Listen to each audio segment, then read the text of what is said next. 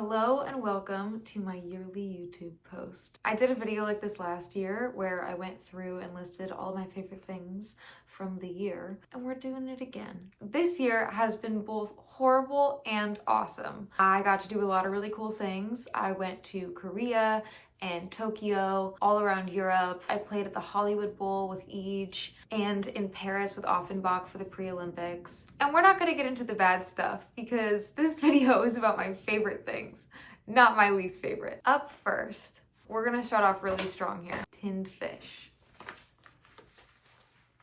At the beginning of the year, I went to a karaoke party with some friends, and at that party was a snack table, and on that snack table was tinned fish. I had never tried it before, and I was very skeptical, but I was convinced, and it was amazing. I asked the host where she got it, and she told me about this place called Epicurus, which is in Burbank. It's this warehouse that has a bunch of tinned fish from around the world, and also gourmet cheese and pastas and sauces. I'm a big sauce girl, so this place is amazing. But yeah, I'm a hyperfixation meal person, and my current hyperfixation meal is tinned fish on toast for breakfast. I do a little Dave's Killer bread toast, a little sauce, tinned fish, and an egg on top.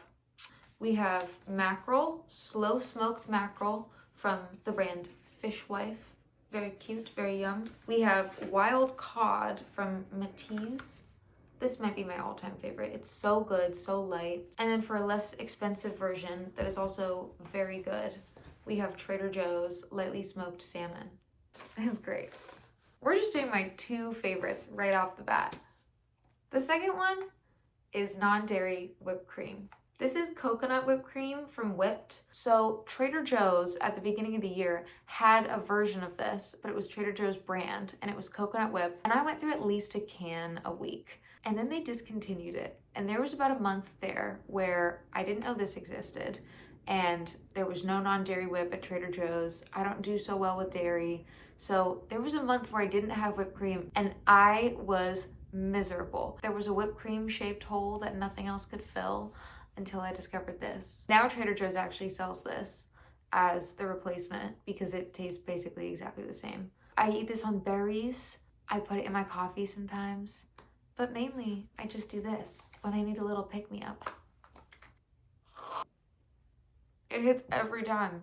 I feel like a father whenever I do this because my dad used to do this in front of me as a kid a lot. And I would always stand there. It was like the cheese tax for dogs, you know? When you open the fridge, you have to give your dog a little cheese. When he opened the fridge, he also had to give me some whipped cream.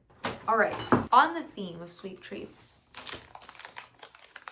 Smart Sweets caramels. Oh my goodness, the chokehold these have on me. I literally don't go anywhere without a pack of these. There's only 1 gram of sugar per bag, and they taste so good. I'm such a fan of caramel. They taste a lot more unhealthy than they are. I feel like a grandma carrying these around because I always offer people a caramel. But they're really good. I haven't met anyone that doesn't like them. They're very sticky though, so don't eat them mid-conversation. Alrighty, we're in the snack section of this video, if you couldn't tell. Quino-wow. Organic quinoa popcorn, freshly baked with pure organic maple syrup. I get these at Erewhon. They are so yummy. Again, I love a sweet treat. I'm a grazer. I snack throughout the day, and these are one of the go-tos. They also have a chocolate flavor, which is good, but not as good. The maple is really where it's at. The next crunchy snack, we have Popadelics Trippin' Truffle Parm Crunchy mushrooms. They're literally just tiny little mushrooms covered in truffle, and they're so good. I get them from Bestie's Vegan Market in Los Feliz, which is also one of my favorite things of the year. I love that place. Okay, on to beverages. This is plum wine.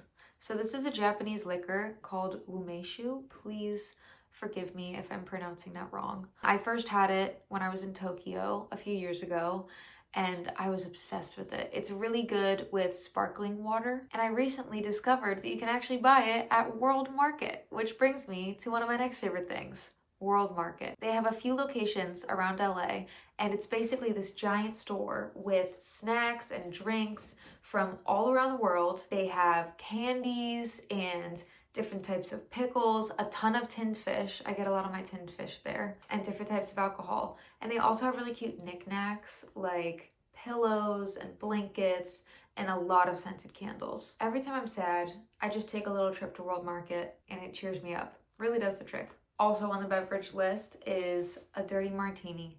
I've always loved the dirty martini, but they've really been the drink of the year for me. And I like mine filthy. I take it with vodka, absolutely filthy, always extra olives. It is such a perfect drink in my opinion because not only is it a beverage, but it is also a snack when you get the olives. Another favorite beverage is the banana flavored Olipop.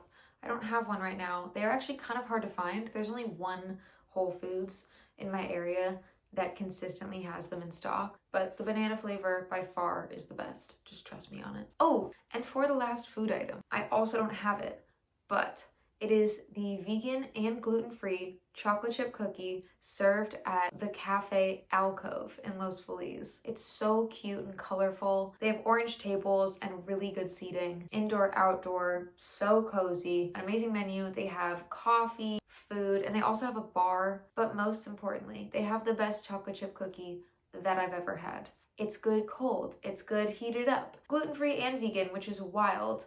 It's perfectly round and also has some substantial height to it. I have to drive about 25 minutes to get this cookie, and I do it at least once a week. Now, on to the content consumption portion of this video. I, like most people, am chronically online. I've been trying to incorporate silence more into my life because I realized I don't sit with my thoughts enough.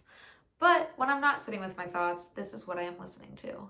This year, I discovered Pod Save America, which is a political podcast that is also wildly entertaining and funny. I listened to that a lot leading up to the election, and it kept me very informed. I also did some phone banking for Kamala, and they really helped me feel prepared and confident when answering phone calls. So I'm gonna keep listening to them. It's really entertaining, I promise you. It's not boring at all. Also, Shetty. I think I mentioned him in last year's video as well. My relationship to his podcast is nothing new, but it is stronger than ever. I think I've listened to every single episode he's put out this year. I just eat it up. He has so many amazing wisdom nuggets that have genuinely transformed the way I think. Off the top of my head, one of them that's really stuck with me is, you are not who you think you are. You are not who someone else thinks you are. More accurately, you are who you think someone else thinks you are.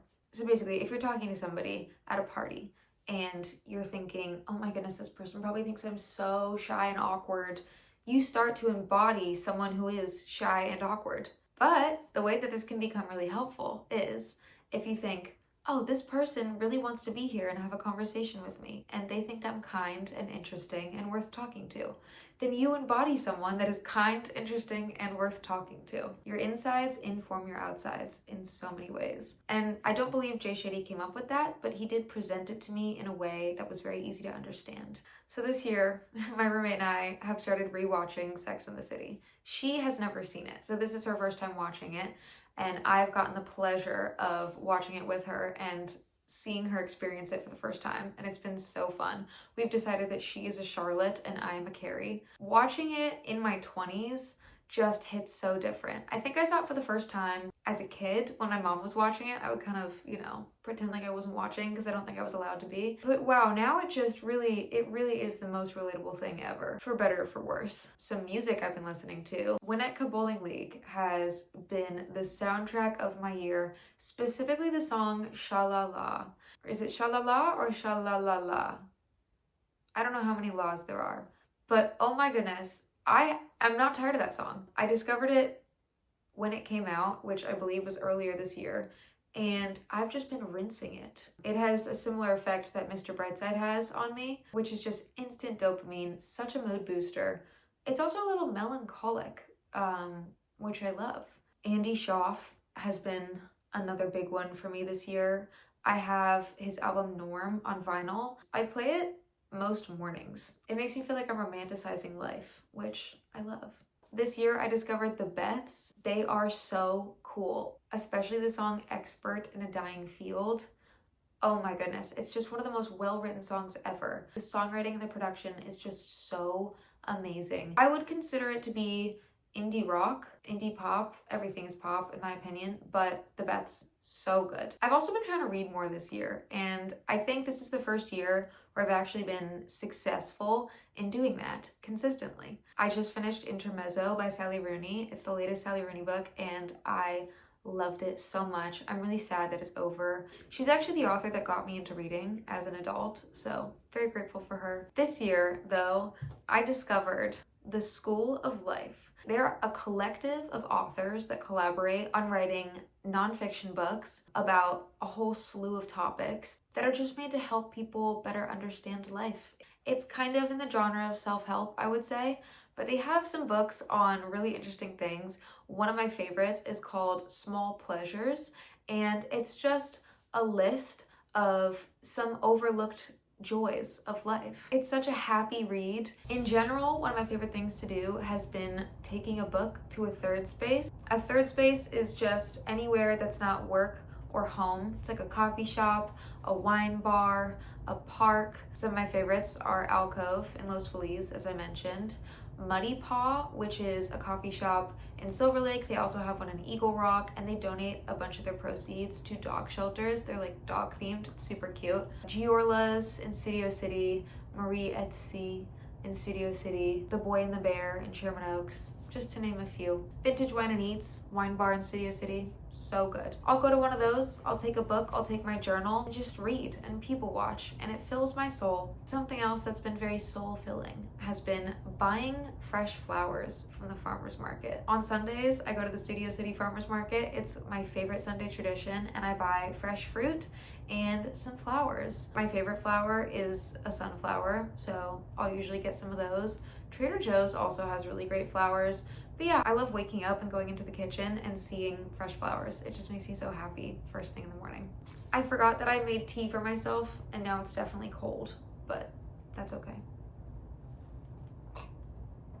This is quite random, but this year I started putting my house key on my earring and wearing it as a little keyring.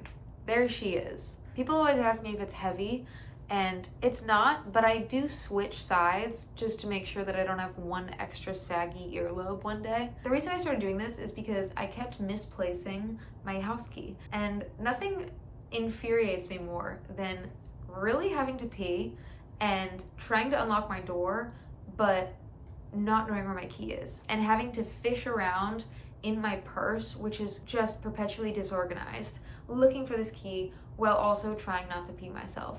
So that's honestly where this started.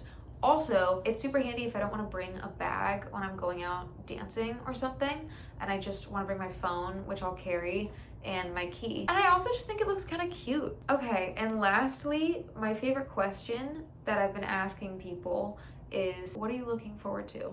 I love this question so much because personally, I always try and have something that I'm looking forward to that really gets me out of bed. And I love to hear what other people are looking forward to because I just find it super interesting, and it also makes the person excited. It kind of lights somebody up. And then you get to share what you're excited about too, because usually they'll ask it back. I just find it to be such a lovely little conversation starter. That being said, please comment one thing that you're looking forward to. I would love to read through all your answers. I will give you mine. I am looking forward to releasing my album. It's coming. I'm both nervous and excited to share it with everybody. All right, I hope you enjoyed my 2024 favorite things. Thank you so much for hanging out with me and for all of your support this year. I'm grateful for you. See you next year.